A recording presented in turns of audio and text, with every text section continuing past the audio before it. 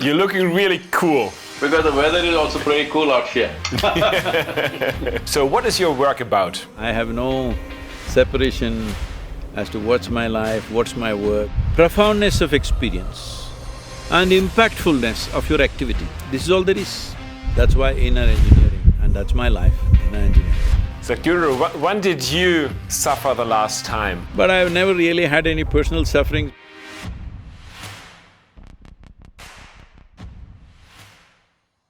Namaskaram, Alex. Hey, Sadhguru, nice to meet you. How are you doing? I'm doing great. I'm here outdoors. I'm sorry the way I'm dressed because very sunny out here. Yeah, you're looking really cool, to be honest. Because the weather is also pretty cool out here. Yeah, you're at the Grand Canyon, right? Yes, just outside the national park at the Grand Canyon.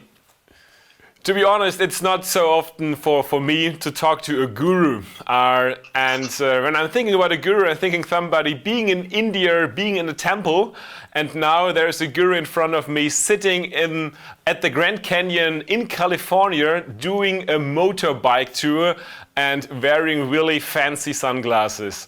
What kind of guru are you? No, just the shape of the sun. Nothing fancy about it. The sun is round, so I thought best to wear something round to protect myself. Very sunny out here. So, your entire life you have an amazing impact on people. Today, many people following your ideas about leadership, about self-development, about coaching. So, what is your work about? What's my work about? I think it's better you reframe that question as what is your life about? Because I have no separation as to what's my life, what's my work, what is my this and that, I just have life. So have you and so have everybody. You don't have anything other than your life. The only thing that you have is life, rest is all imagination. Right now, because a few things are collapsing, because of the pandemic, people are thinking their life is going away. Unfortunately, a million people have lost their life, that's a different matter. People have lost their dear ones, that's a different matter. Rest is all our making. The only thing we have is life. So how to make this life happen at its peak every moment? Everybody has known some peaks. People have known peaks of happiness, joy, competence, ecstasy, compassion, love. Everybody has experienced this at some point. But the problem is sustainability, they are not able to sustain it. They hold those moments as cherished moments as if rest of the time they are not capable of it. This has happened simply… See, suppose because you're German I'm saying this, suppose you guys… you're making good cars, let me acknowledge you, I'm also driving one. Even my motorcycle is German right now.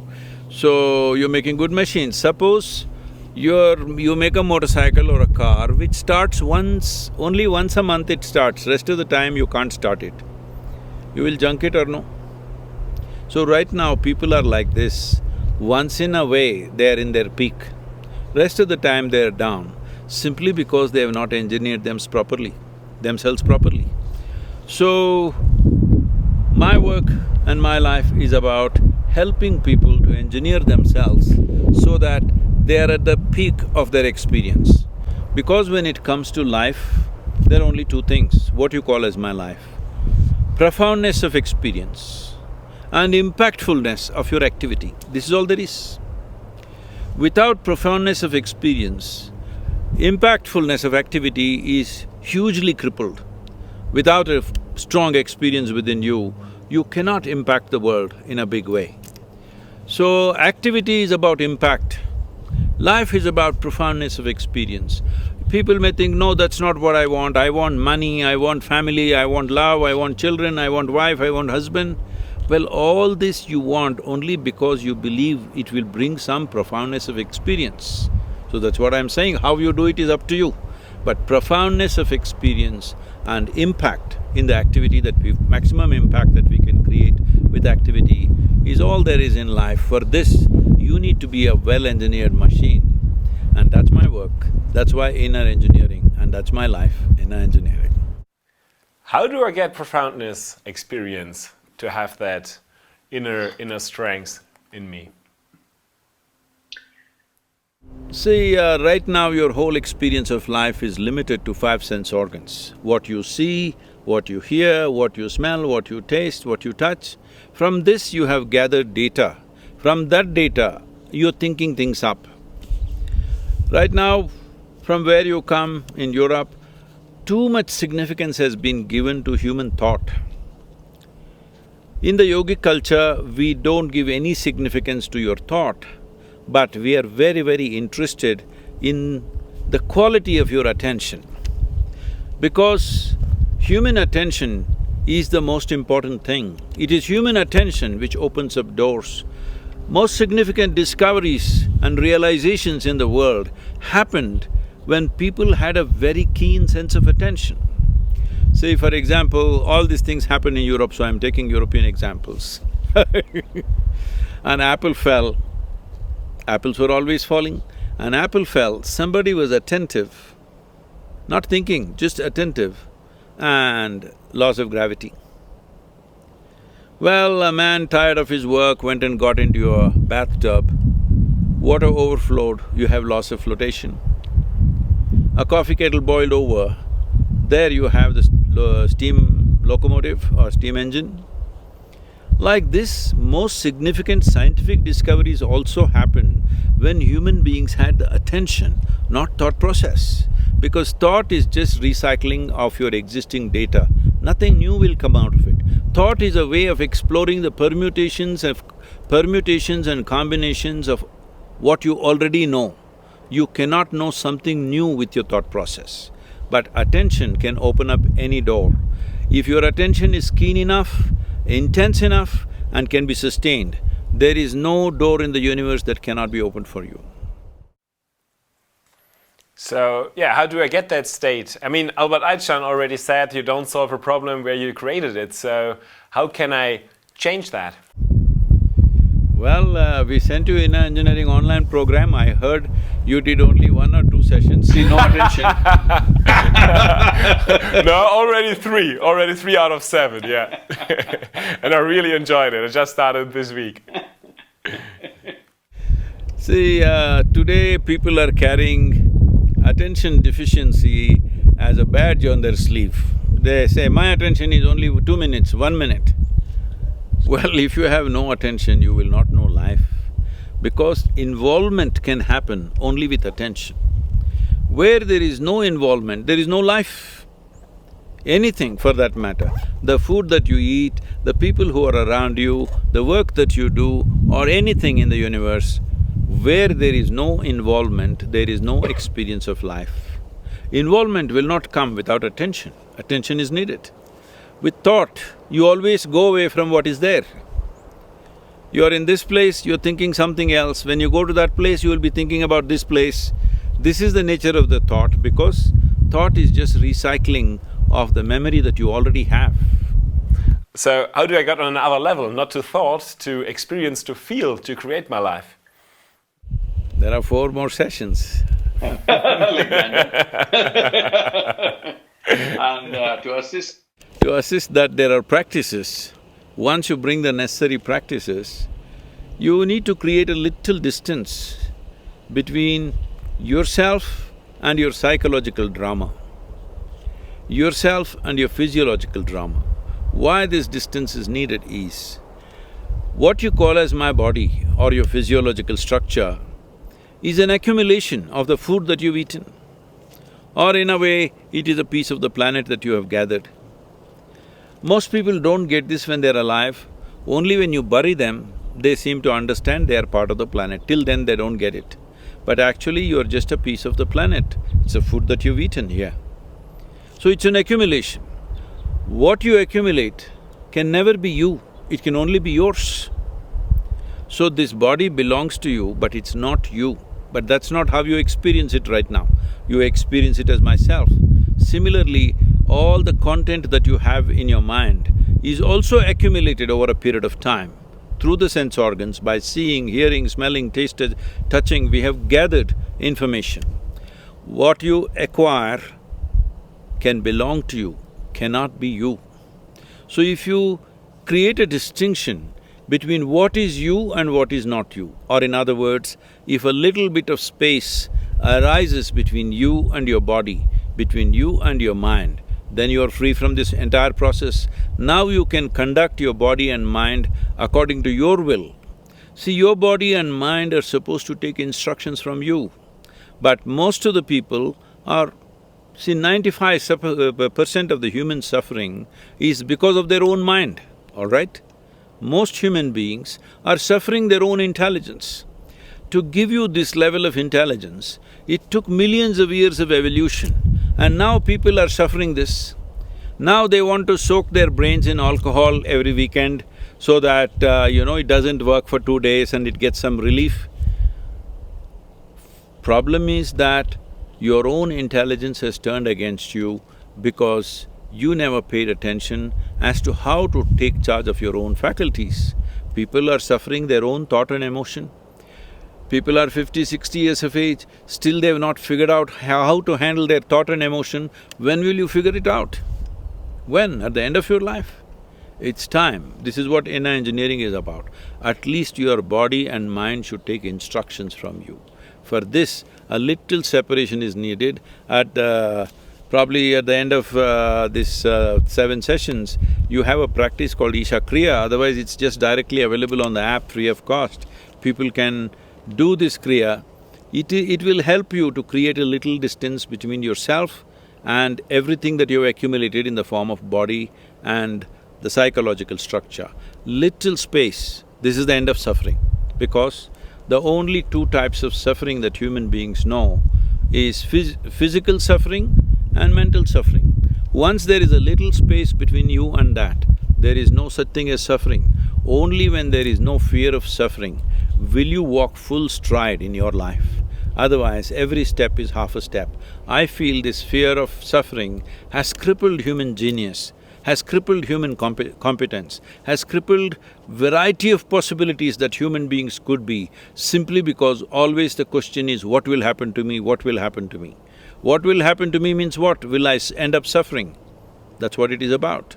Yeah, it sounds too easy to overcome yourself and to understand that you are more than your own body, and that this helps to stop suffering.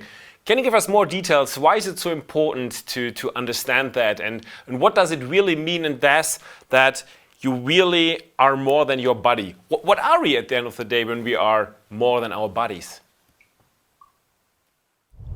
So this is crazy. Now you are asking me what you are. Now this is a big problem. See, if you don't know what you are, whatever you do will be wrong, isn't it? See, for example, right now, you're using technology. I don't know whether you do it yourself or somebody else is doing it for you. Let's say the camera which is sitting in front of you. Somebody knows how to handle that. How do they know how to handle it? Because they know how it works, what is the engineering behind it, what it is, so they know how to use it. Because of that, you and me are talking efficiently. Suppose that person who handles your camera doesn't know what is what and he handles it, it not only will not work, above all, in 3 days it will be ruined. This is what is happening to human beings. They're just ruining themselves because they don't understand the fundamental mechanics of what this human mechanism is. Without knowing what this is, if you try to deal with such a sophisticated machine, do you agree with me? This human mechanism is the most sophisticated and complex technology on the planet. So when you are given such a thing, you must at least read the user's manual, isn't it? So what we are calling as inner engineering is a kind of a user's manual, how to deal with this. If you know how to operate this is the most fantastic machine. Human intelligence should be a solution for everything. But human intelligence has become the biggest problem. What people are suffering… See, if I'm with you, Alex, and I'm suffering, I can say I'm suffering because of you. Always people are doing this to each other. But I'm sitting here alone in Grand Canyon And if I am suffering, obviously I am in bad company, isn't it? If people are alone and suffering, people are alone and suffering all over the world, this means what? That you're in bad company. So what should you fix? This is the first thing you should fix. Before touching the world, this must be fixed. So, you're working a lot with meditation and yoga. How does yoga and meditation helps getting to that point? When you use these words, yoga, meditation in the West, it's become so distorted, it's hard to correct the original definition. The word yoga means union, not twisting and turning. I don't know what sort of yoga they're doing in Germany. What sort of yoga that's happening in United States scares me. Because it's all become like a sport, twisting, turning, doing this, doing that. It's not about that, it's about union. What is union? Is it true that right now we're breathing? Both of us are breathing, isn't it? So, what you exhale, the trees are inhaling. What the trees exhale, you're inhaling. So I'm saying there is already a union with everything around you. We can take this into subatomic, particle level. We can talk about atomic energy and see how the whole universe is connected. Now the problem is it's not in your experience. Right now, you think you are a small cubicle by yourself and you feel oppressed by the rest of the creation, not understanding the rest of the creation is sustaining you every moment. So yoga means what is already true, you realize and you begin to experience. You begin to experience that everything is one. I just used this simple process of breathing with trees and started a movement with which millions of trees have been planted right now, where the green cover in this particular state has gone up by 7 to 8% in the last 18 to 20 years' time, simply by people experiencing that what we exhale, the trees are inhaling. 1/2 of my breathing apparatus are actually hanging out on the tree, and it's a fact. But people don't experience it that way. When you experience everything as yourself, then you're in yoga. How you get there is up to you. Inner engineering is a scientific methodology as to how you can remove the barriers which is not allowing you to experience that. So, these barriers are systematically removed because these barriers are installed by you out of the fear or out of the instinct of survival. See, there are two fundamental forces ruling a human being. One thing is the instinct of survival. When the instinct of survival is up, you want to build a wall against the world. But there is also another dimension within you which wants to expand. If you're whoever you are, whatever you are, you want to be something more than what you are. If that something more happens, you want to be something more. This goes on endlessly. Even if I make… your name is Alexander, suppose according to, your namesake's ambition, I make you the emperor of this planet. Will you be fulfilled or will you look at the moon and the sun and the stars and the galaxies? You will look at it, isn't it? So, you have a longing. This is not installed by anybody, instilled by anybody. This is not a teaching or a philosophy. This is a natural longing in a human being to expand limitlessly. If you want to expand limitlessly, can you do it physically?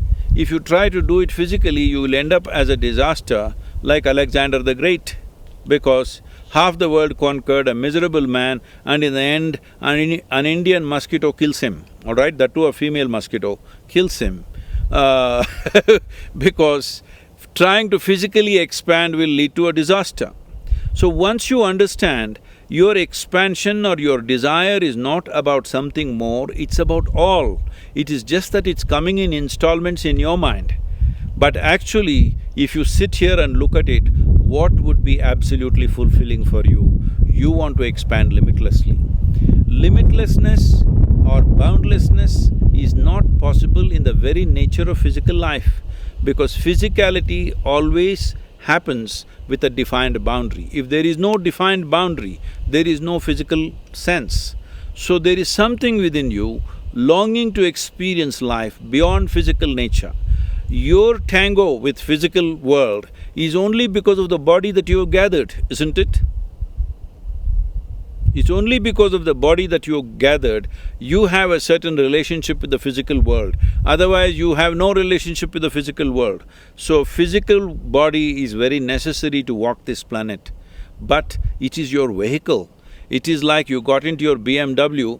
I'm using the word BMW because these are the three traps: body, mind and the world. You get involved and entangled in this. You drove your BMW, but somewhere you want to get out of the car, isn't it? You don't want to live in the car for the rest of your life. As a vehicle, it may be a good vehicle, but when time comes, you must to get off. Right now, that ability you have given up.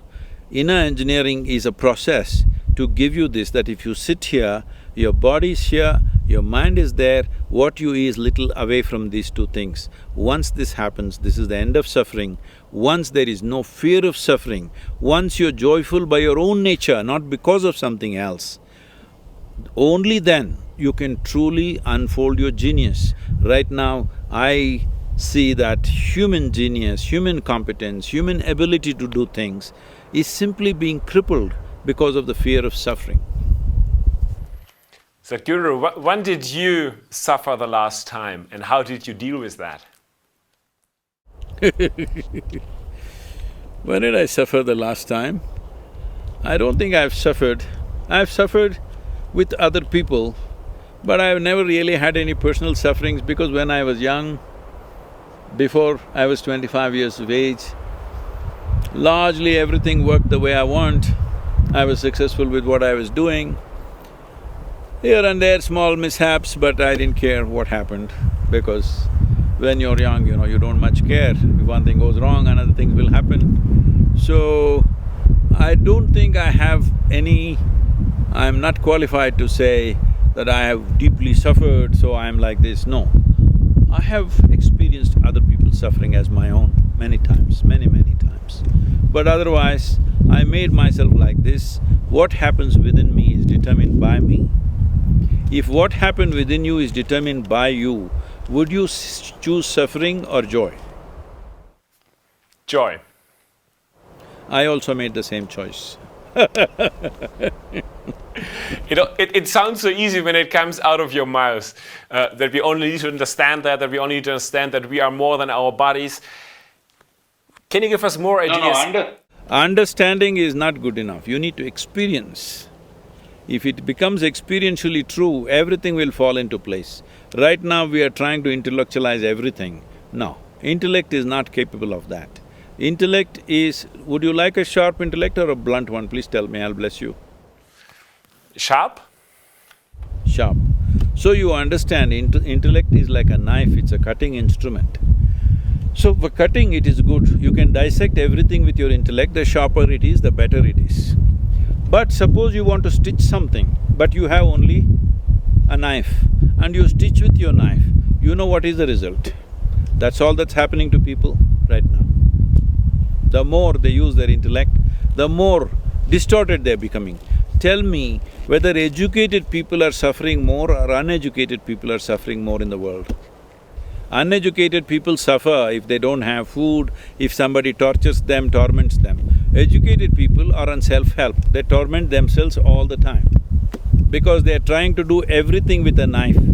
Let's say a speck of dust got into your eyes and you try to remove with your knife, you know what happens to you.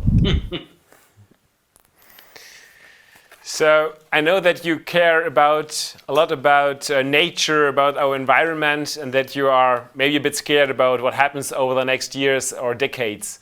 Can you give us some ideas what you are seeing out there and what do you think, how we can save, so to say, our nature, our human's future? What is necessary?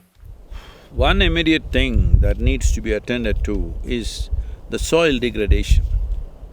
I was at one of the UN agencies, they asked me, Sadhguru, what are the three things that we must act upon immediately? I said the three things are soil, soil and soil. Because the soil degradation is doing biodiversity loss at a pace that we cannot replace. If this continues for another 30 to 40 years, then the losses that will happen to us is incalculable. We have never seen anything like that, those kind of things will happen. Probably first it will happen in tropical lands, most probably. We could be wrong, but most probably it could happen in tropical lands. So people who are living in temperate climates think it is not going to affect them. Anyway, others are going to die, that'll make it easy for them to go and conquer those lands or exploit those resources or whatever. These thoughts are there in people's minds, unfortunately, because they want land minus the people. There are many ambitious people who are thinking on those lines. So, soil is one thing. There are on an average, there is about 39 inches of topsoil. This soil in the last 50 years' time had degraded phenomenally simply because it's not under shade, there is no vegetation, everything is plowed and farmed or constructed upon. So if we do not take care of the soil health, the richness of the soil will directly determine the richness of our lives, because this body is just the soil that we walk upon. This body is not different from the soil that we walk upon. All life, from microbial life to insects to worms to birds, plants, animals, trees, human beings, over 85% of the life is sustained by this 39 inches of topsoil. If we take care of this as an emergency measure, other things can be addressed, it'll give us time to address other things. But if soil degradation happens and desertification happens across the world, then all these other things like, air pollution, water pollution, these things can be dealt with very quickly with policy changes and a determined effort. Within a few years you can fix it. But soil regeneration will not happen in a few years, it's a long-term process. If we start now, in 25 years we can have a richer planet, soil-wise. And that will lead to richer life on the planet, biodiversity on the planet, because human beings need to understand worms, insects, birds, animals, trees, everybody has a role to play in our life. If tomorrow morning all the microbes disappear, the life will end right now. If all the worms disappear, in about 1.5 to 2 years life will end. If all the insects disappear, in 4 to 6 years life will end. But if all of us human beings disappear, planet will flourish. We must understand what is our role here, what is the significance of our presence here. Yeah. I expected an answer on consciousness from you. See, human consciousness is very important if you want to fix any of these things. This is not going to happen without this. As a part of this, we've started a movement called Conscious Planet. All of you who are in this leadership process must join this thing. We want you to own this movement, because this is not my individual movement or not my organization's movement. This has to be owned by everybody. The idea is to make at least 60% of the voting population in the world conscious as to what are the 5 things that must happen in their countries, what are the 2-3 things that should never happen in their countries. We are working on this. We are trying to bring in all the world's political parties in the democratic countries to be part of it, to make sure in every nation, on the election manifestos of every political party, at least the number 2 item must always be ecology. If this happens, then policies will change, budgets will come in, government machinery will fall behind it, only then there's a real solution. Otherwise, you and me can talk as much as we want. Without government machinery, budgets and policy changes happening, there's no real change. For these difficult COVID times, you started an initiative. You already talked about your inner engineering course, and I promise you I will do the last 4 chapters as well. And you have a free offer for… You must do a practice called Isha Kriya, which is available on the app itself, free for everybody. You and your friends should do this, because this will give you a little space between you and your mind, so that your physiological and psychological dimensions of life will come under your control. It's very, very important to do that. Yeah. If you have a good car, you must be a good driver too, otherwise it'll be a mess. Isn't it? And you have a free offer for everybody who is now caring for the people out there, policemen, but also every healthcare professional. So the whole greater community, everybody who's listening now is invited to do your inner engineering course for free, and I'm very thankful for your initiative. And everybody who's not a COVID warrior is but interested in it as well, you have a special offer right now, which is 50% off, and I really can recommend it. And I'm very thankful for making that possible, Sadhguru. Thank you very much. All the best to whatever endeavors you're taking up, because this needs a sustained effort from everybody. You are all the next generation of people. You need to be focused on what we create in this world during our time. This is our time on the planet. What significant things we'll do, what wonderful things we will do, or what horrible things we will do is just in our hands. This is our time on the planet. We must make this the best time ever in the history of humanity. May I ask you one last question, Sadhguru? You have a lot of… Tell me.